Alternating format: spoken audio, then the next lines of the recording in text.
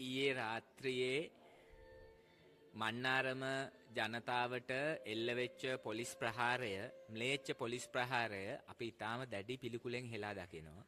මේක එක්තරා විදිහකට මේ ආණ්ඩුව ජනතාවගේ අයිතිවාසිකම් සම්බන්ධ හිතන විදිහ, ජනතාවට තීන්දුව తీරන ගැනීමේ සහභාගීත්වය සම්බන්ධයෙන් හිතන විදිය ගැන සංකේතයක් වගේ. මන්නාරමේ ජනතාව දවස් 50ක විතර කාලයක් මේ ප්‍රශ්නය සම්බන්ධයෙන් සත්‍යග්‍රහයක නිරත වෙලා හිටියා. අපි දැක්ක සමාජ මාධ්‍යවල සමහර අය අහනවා ඊයේ රෑද මතක් වුණේ බලාගාරය කියලා. ඊයේ රෑ නෙවෙයි, දවස් 50ක් මන්නාරමේ ජනතාව සත්‍යග්‍රහයක වාඩි වෙලා ඉන්නවා. ඒ සත්‍යග්‍රහයේ වාඩි වෙලා ඉන්න අතර ඒ අයගේ තියෙනවා මූලික ඉල්ලීම් තුනක්. පළවෙනි ඉල්ලීම තමයි දැනට සුළං විදුලි බලාගාර 30ක් පමණ පිහිටුවලා තියෙනවා මන්නාරමේ. ඒ පිහිටුවලා තියෙන සුළං විදුලි බලාගාර විසින් ජනතාවගේ මූලික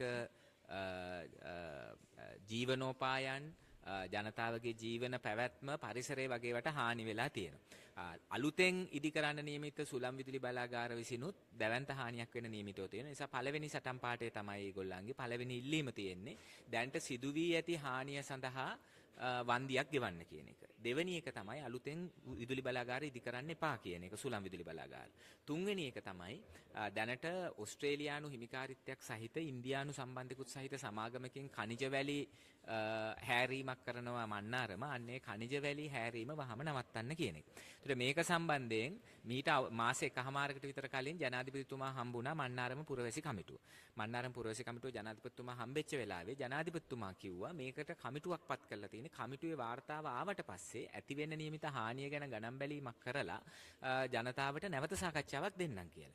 ඊට පස්සේ සැප්තැම්බර් මාසේ 19 වෙනිදා මන්නාරම ජනතාව ආපහු ගියා ජනාධිපති ලේකම් කාර්යාලය ළඟට.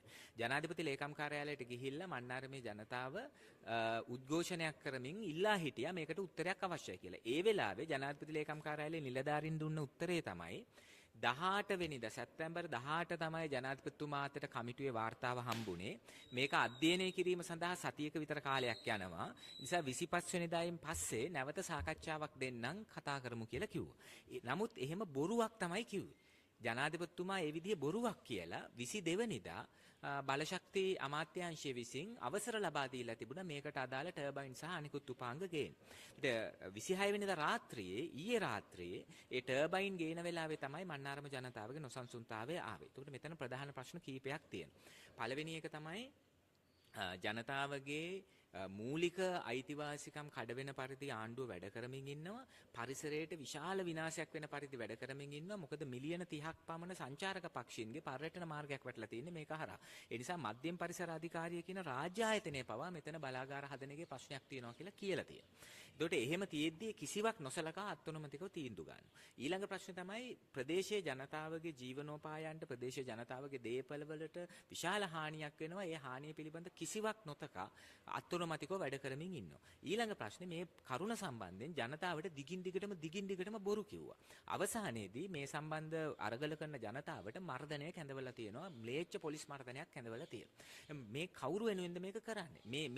මේ සුළං විදුලි බලාගාර හදන්න යන්නේ ධම්මික පෙරේරා. ධම්මික පෙරේරාගේ හේලිස් සමාගමට අනුබද්ධ ආයතනයක් විසින් තමයි බලාගාර හදන්න යන්නේ. ඒකට ධම්මික පෙරේරා වෙනුවෙන් තමයි මේ ජනතාවට පහර දෙන්නේ. ඒකට ප්‍රශ්නේ තියෙන්නේ අපිට අහන්න තියෙන්නේ මේ වගේම සිද්ධියක් වුණා වැලිවේරියේ රතුපස්වල හේලිස් වෙනිග්‍රෝස් ධම්මික පෙරේරාට අයිති සමාගම විසින් පරිසර විනාශයක් කළා. ඒකට විරුද්ධව වැලිවේරියේ ජනතාව උද්ඝෝෂණය කරනකොට ඒ ජනතාවට වෙඩි තිබ්බා. දැන් අද ධම්මික පෙරේරාගේ හේලිස් සමාගමට අනුබද්ධ සමාගමක් විසින් මන්නාරමේ පරිසර විනාශයක් කරනකොට ඒකට විරුද්ධව මන්නාරමේ ජනතාව සටන් වදිනකොට ඒ ජනතාවට ගිහිල්ලා පහර දෙනවා. ඒක කලින් වැලිවේරිය රතුපස්වල ජනතාවට පහර දුන්නේ රාජපක්ෂ ආණ්ඩුව. මේ සැරේ මන්නාරම ජනතාවට පහර දෙන්නේ මාලිමා ආණ්ඩුව. ඒ නිසා රාජපක්ෂ ආණ්ඩුව මාරු වෙලා මාලිමා ආණ්ඩුව ආවා කියලා මොකක්වත් වෙනස් වෙලා නැහැ. මේ රට පාලනය කරන්නේ ජනතාව ඡන්දෙන් තෝරාපත් කරන ජනාධිපතිලා හරි ඇමතිවරු හරි ඒගොල්ලෝ නෙමෙයි. රට පාලනය කරන්නේ ධන කුවේර ජාවාරංකාර ව්‍යාපාරික කල්ලිය. ආණ්ඩුව වැඩ කරන්නේ Tamanට ඡන්දෙ දුන්න ජනතාව වෙනුවෙන් නෙමෙයි. ආණ්ඩුව වැඩ කරන්නේ ඡන්දෙට සල්ලි දුන්න ජාවාරංකාරයෝ වෙනුවෙන්. ඊයේ පහර දුන්නේ ඡන්දෙ දුන්න ජනතාවට. මන්නාරම දිස්ත්‍රික්කයේ Tamanට ඡන්දය දුන්න ජනතාවට තමයි ඊයේ ගිහිල්ලා ගැහුවේ. ගැහුවේ කවුරු වෙනුවෙන්ද කියලා ගත්තොත් එහෙම ඡන්දෙට සල්ලි දුන්න ජාවාරම්කාරයෙක්ගේ ලාභ ගිණුම් වෙනුවෙන් තමයි ගැහුවේ. ඉතින් ජනතාවට මේක අධ්‍යාපන අවස්ථාවක් කරගන්න පුළුවන්. අපිට ඉගෙන ගන්න පුළුවන්. ආණ්ඩු මාරු කළා වැඩක් නැහැ.